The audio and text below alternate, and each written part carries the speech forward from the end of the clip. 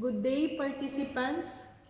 My article is about the heroes from the background within the communities by Maria Christina L. Ablao, registered social worker and currently National Social Worker of International Care Ministries Foundation, Incorporated, Philippines.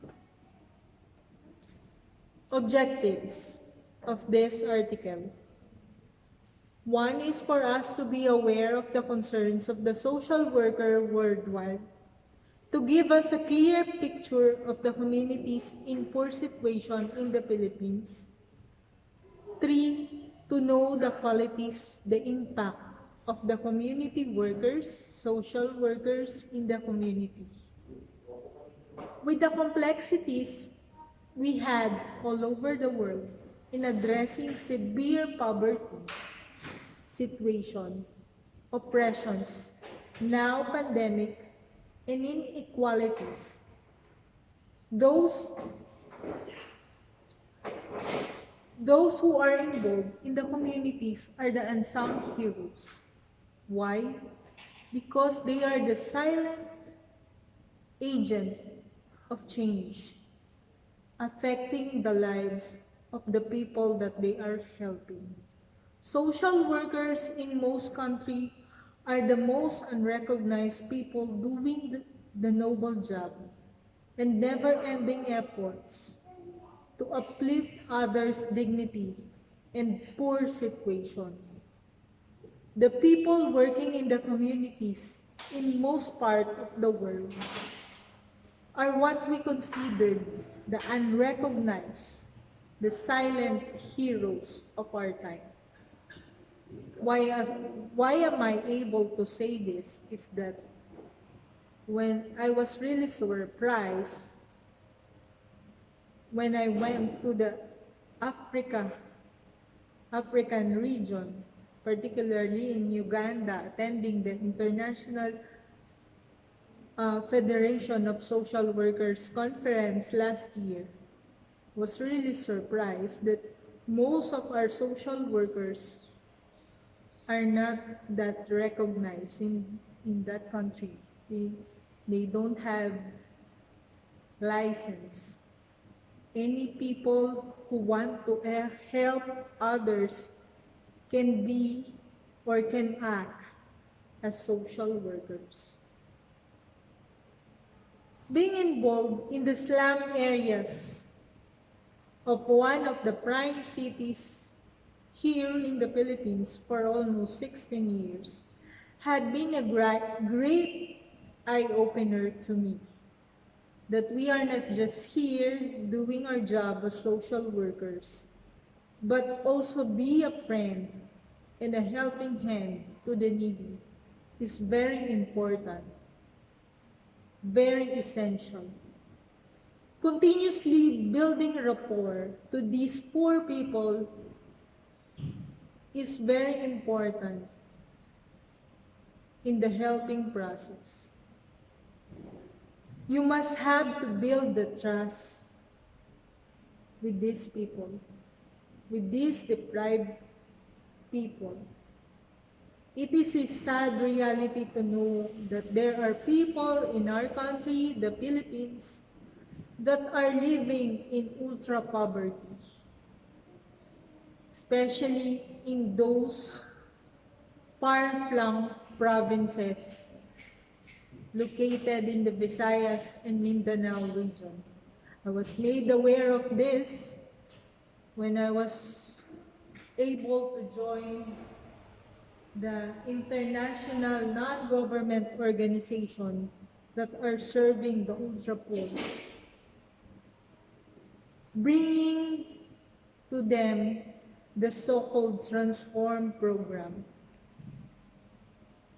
This is a strategy of hope to release them from the bondage of poverty. Through this program, we give them education, we give them livelihood strategy for them to uplift their poor situation in life. As social worker for almost 16 years, I've realized that as social workers must have openness to change. Change is the only permanent in this world. We keep on changing because innovations continues to come along. With the boost of social media, with the technologies coming in, we can now have our conferences through the so-called webinar like this. As social worker, we have to continually innovate our strategies in helping those people in need. We keep to have that updated learning on how to help other people. Patience, because in the helping process, not all are in an instant.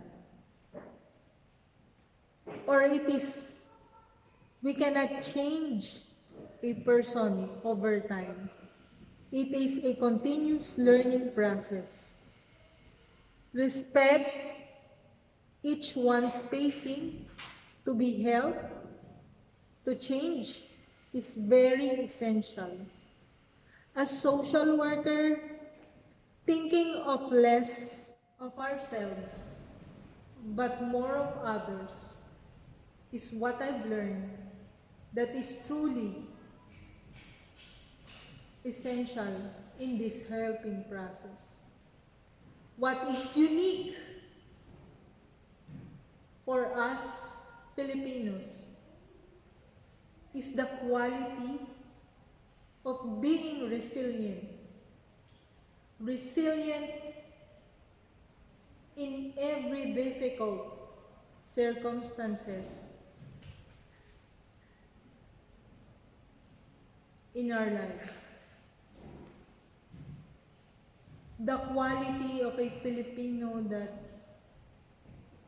we want to quickly recover from a difficult situation. Before I end, I want everyone to remember these things. I think all of us who are direct workers, social workers from the community must continually be encouraged. Social worker challenges would always come our way, but what is important is that we should be reminded that the unique quality in us is that we are not just social worker, but we are social worker, Christian social worker that was saved by grace through the blood of our Lord Jesus Christ. We are doing this not thinking that we are be rewarded here on earth, but our reward, our everlasting reward, will be in heaven for this noble job.